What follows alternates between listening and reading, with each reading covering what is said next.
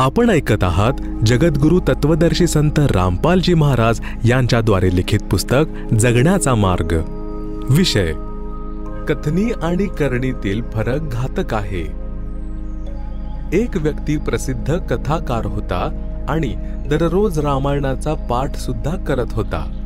एके दिवशी काही कामानिमित्त कथाकाराला शहरात जावे लागले। त्याच्यासोबत त्याचा सोबतीही होता। रेल्वे स्थानक गावापासून 3 किलोमीटर लांब होते। सकाळी 5 वाजता गाडीत बसायचे होते, म्हणून स्नान करून स्थानकावर पोहोचले। विचार केला की पाठ गाडीमध्ये करून घेईल। गाडीत चढले। ज्या डब्यात ते दोघे चढले तो भरलेला होता। एकही सीट रिकामी नव्हती। काही लोक उभे होते। गाडी मार्गस्थ झाली। काही वेळाने तो कथाकार सीटवर बसलेल्या 2 व्यक्तींना म्हणाला की दादा, कृपया मला सीट द्या, मला रामायणाचा पाठ करायचा आहे। आज गाडी पकडण्याच्या घाईमुळे घरी करू शकलो नाही। सज्जन लोकांनी पूर्ण सीटच रिकामे करून दिले।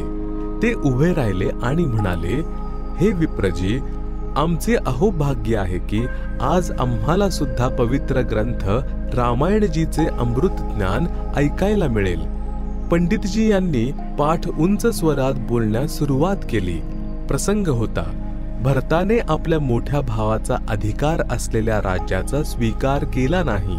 जोपर्यंत श्री रामचंद्रजी वनवास पूर्ण करून आले नाहीत, तोपर्यंत सिंहासनावर आपला भाऊ रामचंद्र यांच्या पादुका ठेवल्या व स्वतः जमिनीवर बसला आणि सेवक होऊन राज्यकारभार सांभाळला। जेव्हा भाऊ रामचंद्र अयोध्येत परतले तेव्हा त्यांना राज्य परत दिले। भाऊ असावा तर असा। पाठ पूर्ण झाल्यावर सर्व म्हणाले की वा पंडितजी वा, कमाल केली।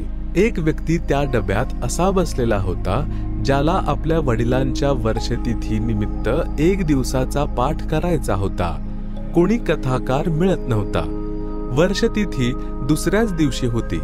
तो पंडितजींना म्हणाला की हे गुरुजी, उद्या माझ्या वडिलांच्या वर्षतिथी निमित्त पाठ करा। पंडितजी म्हणाले की उद्या करू शकत नाही। सर्व उपस्थित प्रवासी म्हणाले की पंडितजी, तुमचे तर काम हेच आहे। या बिचाऱ्याची अडचण झाली आहे। परंतु कथाकार सरळ नकार करत होता। सगळ्यांनी विचारले की असे कोणते आवश्यक कार्य आहे ज्यामुळे आपण उद्या पाठाला नकार देत आहात? पंडितजींनी बोलणे टाळले। बस असेच, बस असेच। त्याचा साथीदार म्हणाला की मी सत्य सांगू, हा उद्या पाठ का करू शकत नाही? याने आपल्या भावावर 50 वार म्हणजे गज उकिरड्याच्या खड्ड्याबाबत खटला दाखल केला आहे।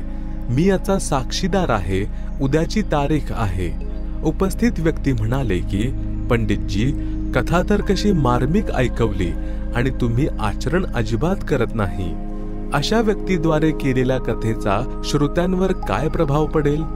कबीरजी यांनी म्हटले आहे की कबीर, करनी तज कथनी कथय, अज्ञानी दिन रात, कुकर जो भोकत फिरे, सुनी सुनाई बात। गरीबदासजी यांनी देखील म्हटले आहे, गरीब बीजक की बाता कहे, बीजक नाही हात, पृथ्वी डोबन उतरे, ये कह मीठी बात। शब्दार्थ, वाणी नंबर 1, जे व्यक्ती ज्ञानाच्या गोष्टी सांगतात, दुसऱ्यांना शिकवण देतात की कोणाचे वाईट करू नका, परंतु स्वतः चूक करतात, तो आध्यात्मिक गुरु त्या कुत्र्या समान आहे जो उगाच भुंकत राहतो। त्याच प्रकारे हे धर्मगुरु एक दुसऱ्यांकडून कथा ऐकून शिष्यांना ऐकवत राहतात, स्वतः पालन करीत नाहीत। वाणी नंबर 2, ते अज्ञानी धर्मगुरु तत्वज्ञान सांगून निव्वळ अज्ञानाचा प्रचार करतात, कारण त्यांना तत्वज्ञान ज्ञात नाही। त्या खोट्या व्यक्ती पृथ्वीवर मानवाच्या अनमोल जीवनाचा नाश करण्यासाठी जन्मास आलेले असतात।